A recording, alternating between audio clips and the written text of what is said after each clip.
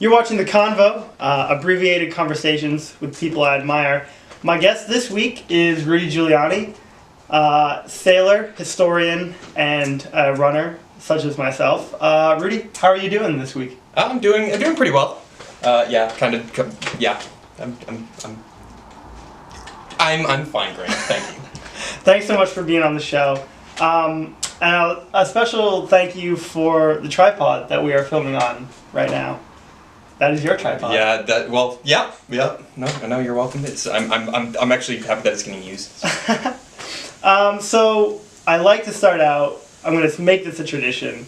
I forgot with Abby, but tell us a little bit about the mugs that you chose. The mugs are very special here on Convo. Yeah.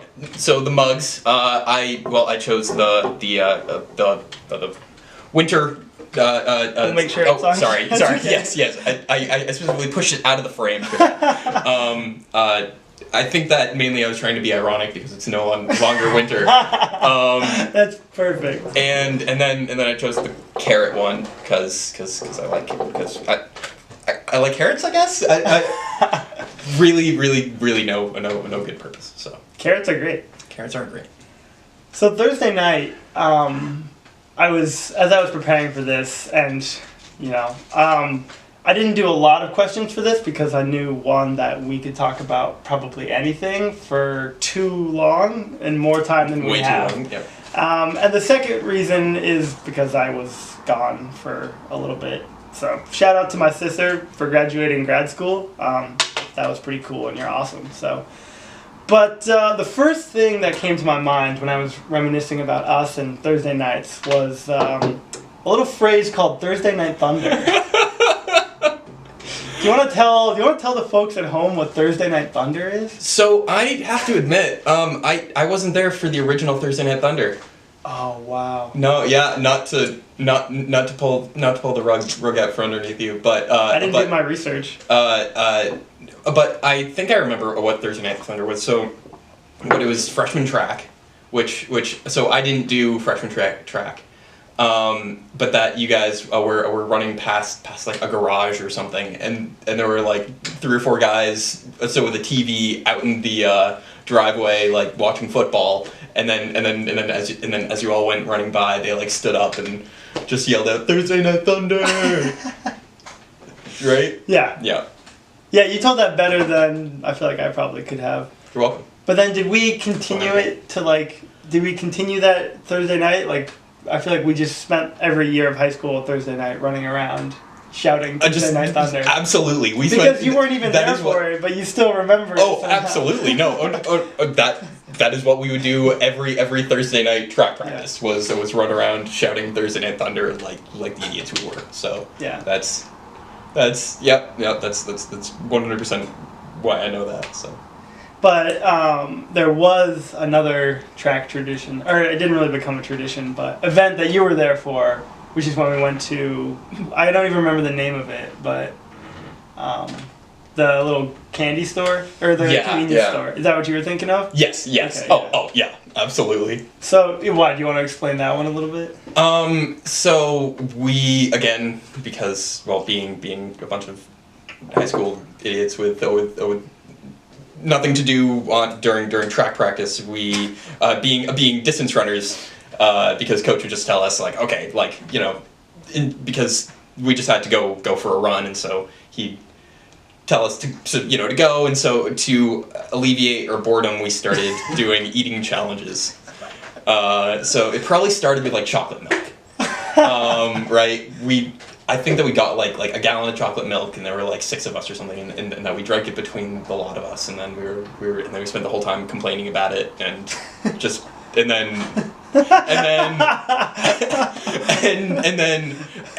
I think we started like kind of branching out. I think that we tried like whatever the convenience store pizza was, and then like the little like whatever wrapped up like Hostess like cheese Danishes or something like that.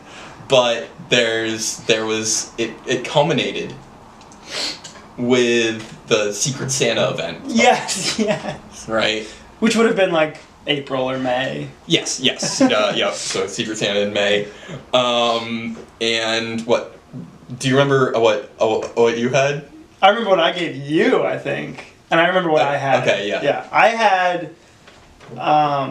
so we all walked into this convenience store together and bought something for someone else that they had to finish on the run. On the course of like a 5-mile run. Yeah, so I was given like a half gallon of just like chocolate chip cookie dough ice cream. With a spoon on top. So, which throughout the course of the run was like, well, this is awesome. Like, I'm eating ice cream, but I couldn't finish it. Yeah. I did not finish it.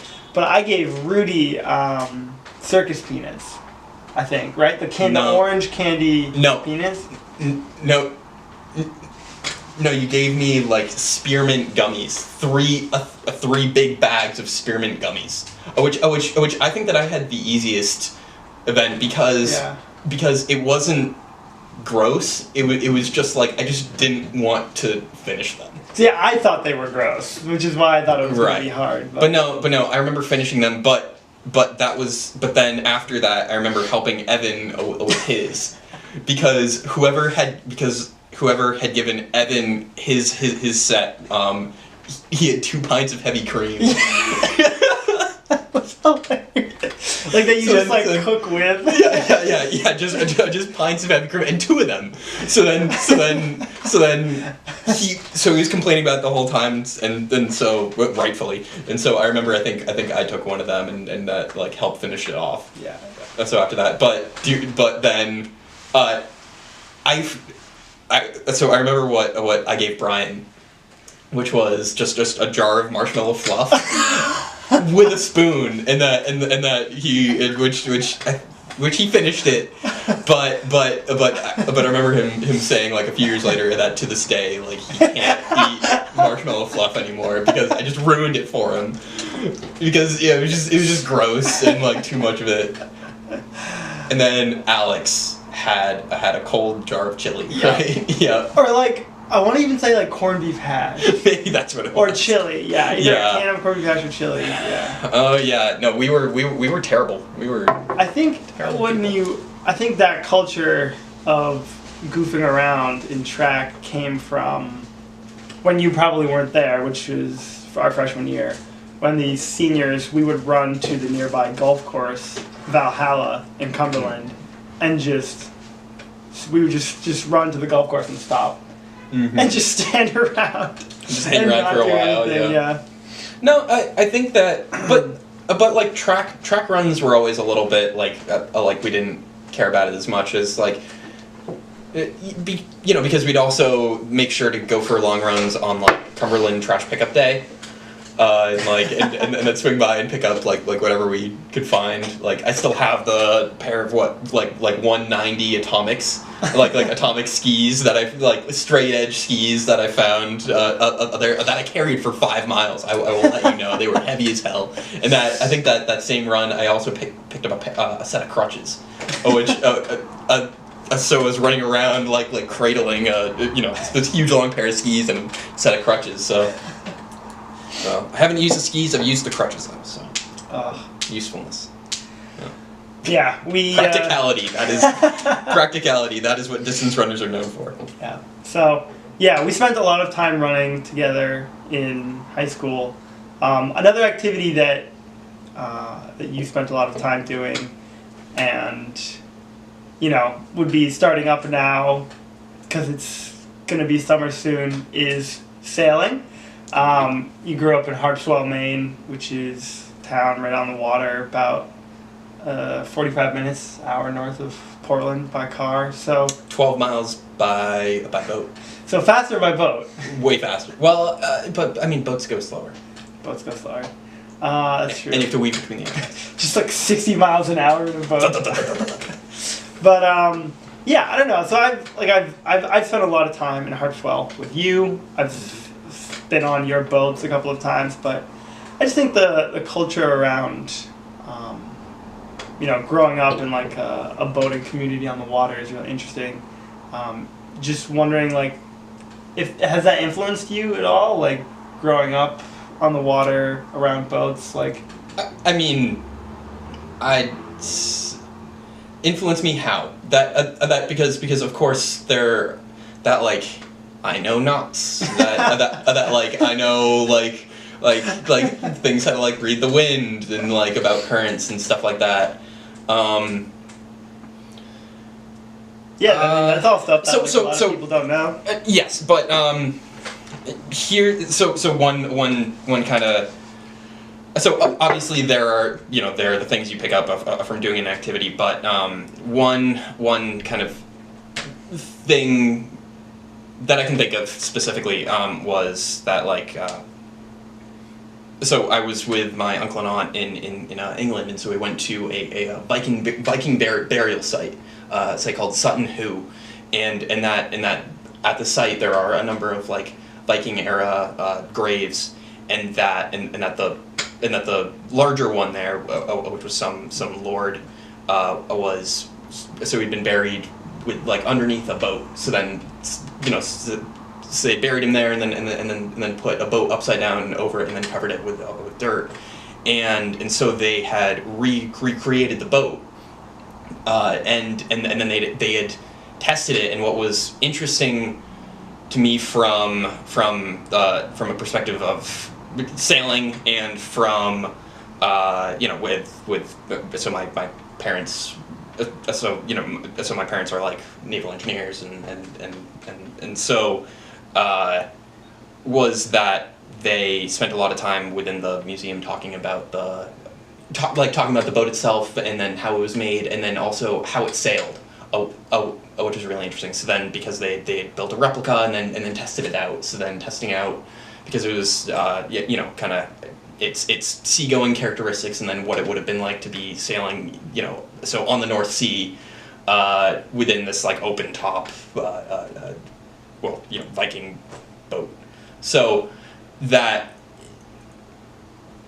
One of the interesting things there that I found was that it's a connection to a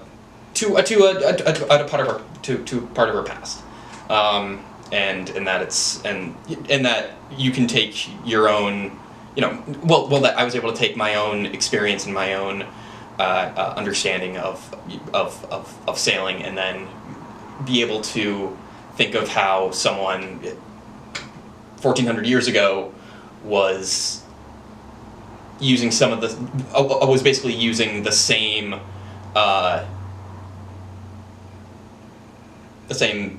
theories and practices to as part of their life. So then that was a cool kind of connection through time or whatever you want to say. So that's a specific like example I can think of, but I mean I can't specifically like I almost have a hard time of separating how I was raised from like who I am.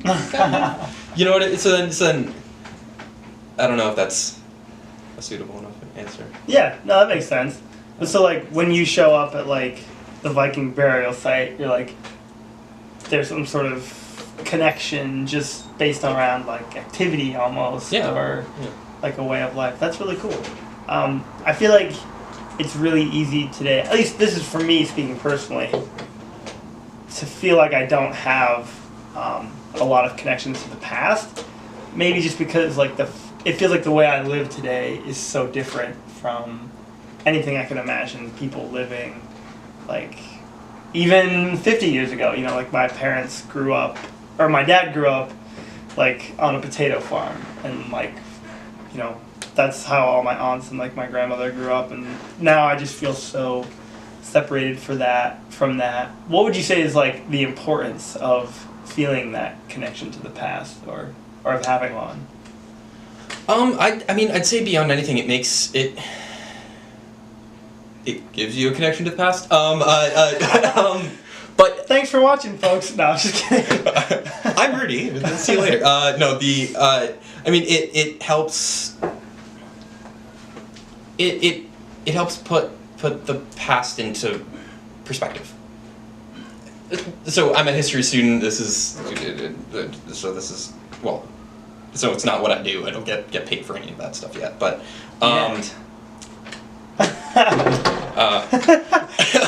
this could fall apart. Yes, I apologize. No, it's okay.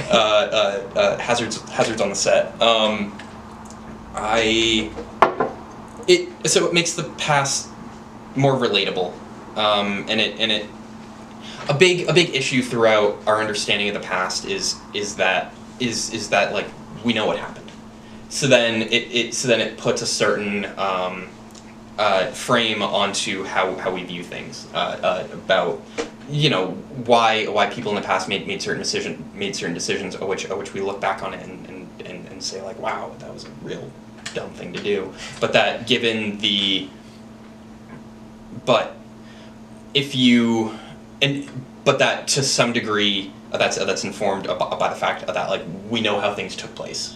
So then, and that we have a tendency, and that being able to make connections to how people in the past lived, and that how they might have thought can help. I think that it can help kind of alleviate some amount of that anachronistic or taking a inappropriate perspective based off of the period of the time. So that which.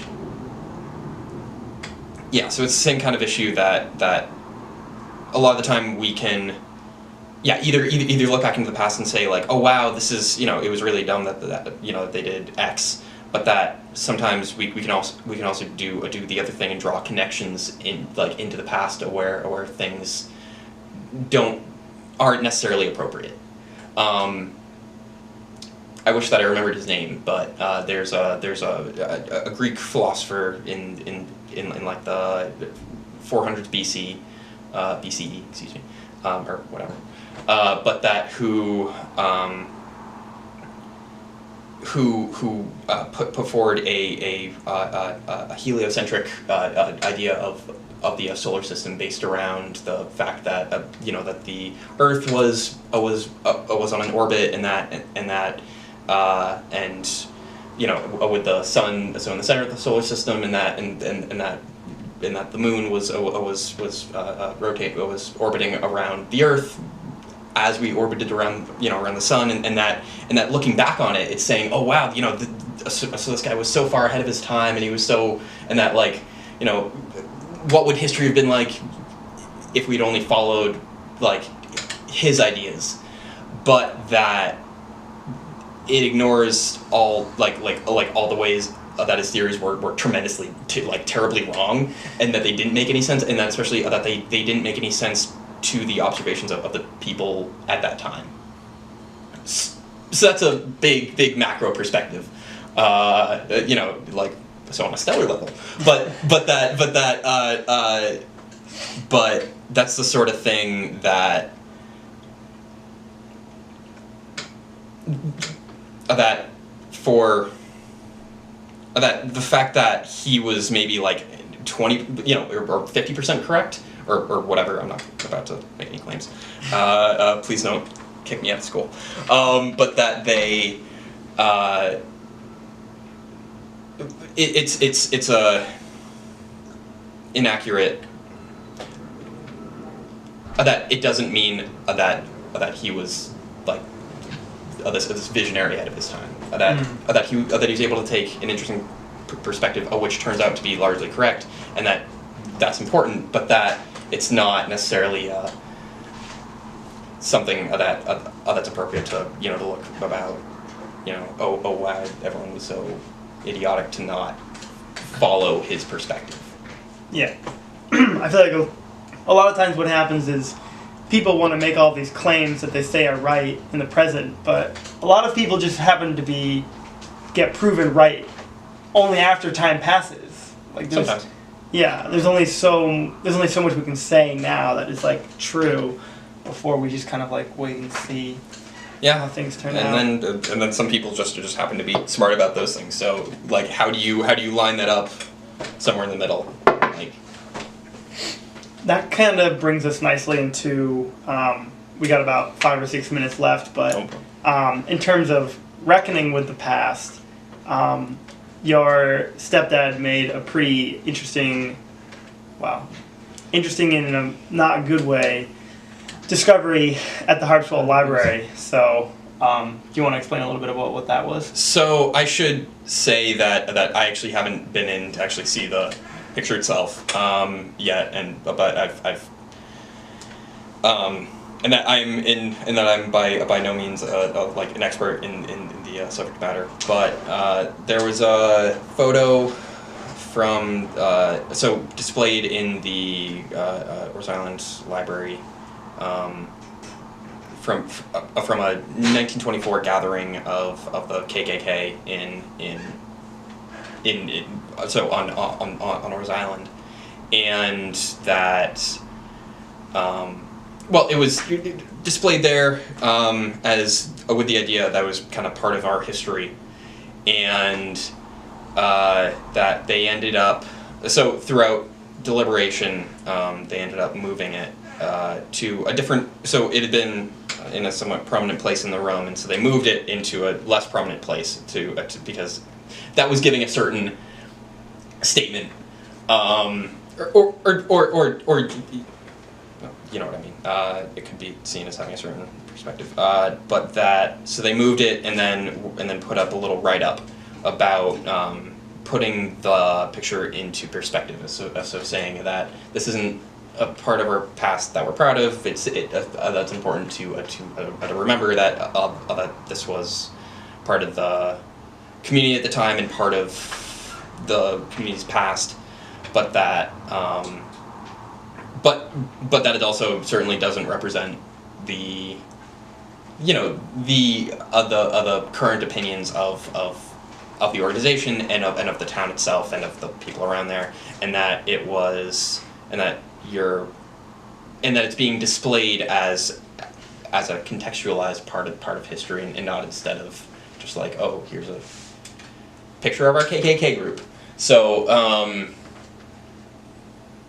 and that the interesting thing that, so I will fully admit that I've yet just kind of started on this project, but this was a meeting from 1924, and my great-grandfather, or anyway, something like that, he moved to so we bought a place on the island in 24 or 23, and so there's some debate within the there's some consideration there of whether or not he might have had a connection to the KKK or part of it, or something like that, and that would be an important thing to know going forward, and that it's the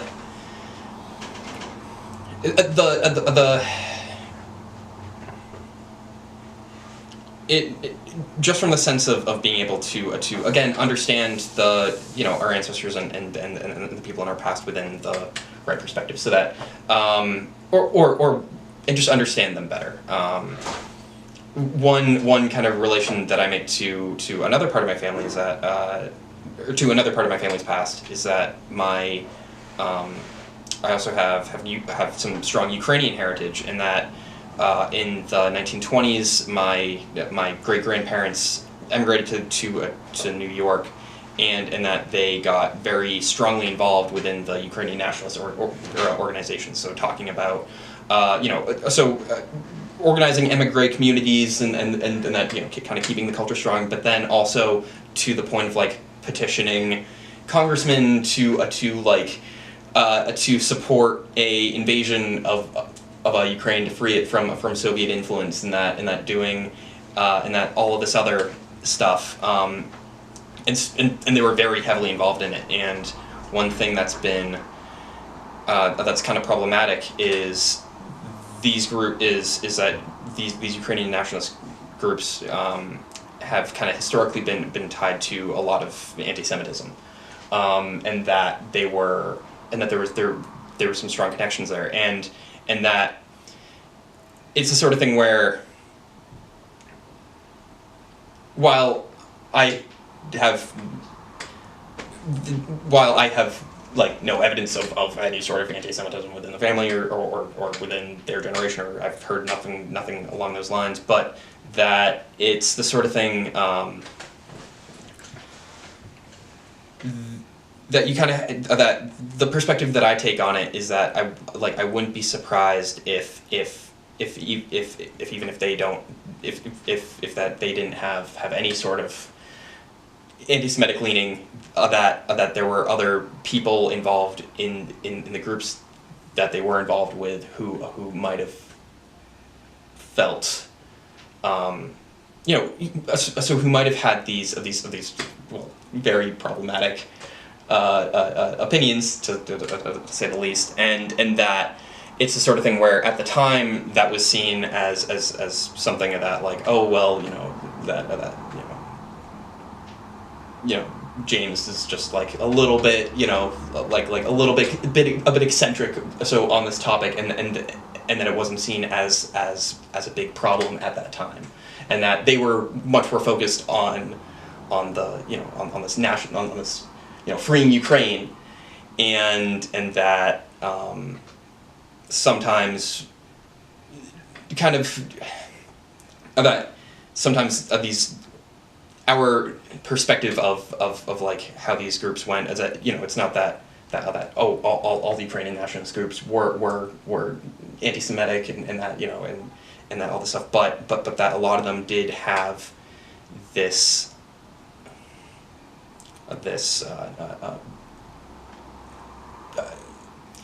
well, I want to say bias in it, but that but they did have issues with anti-Semitism which didn't become culturally which wasn't really seen as like relevant at the time, and which wasn't, and that it was seen as being like, oh, it's kind of okay, which we've of course we've seen what happens when it's not, when that's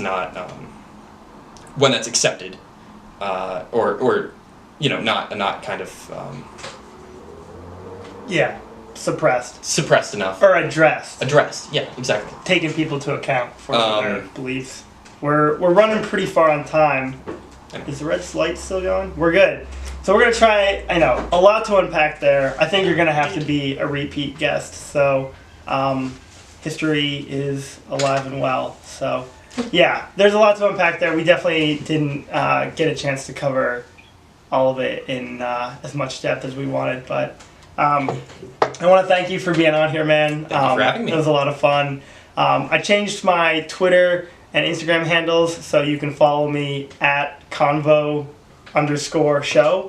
at Convo Show on Twitter and Instagram, and it's going to be posted on Facebook as well. So thanks for coming, man, and thank you to my mystery technical assistant as well.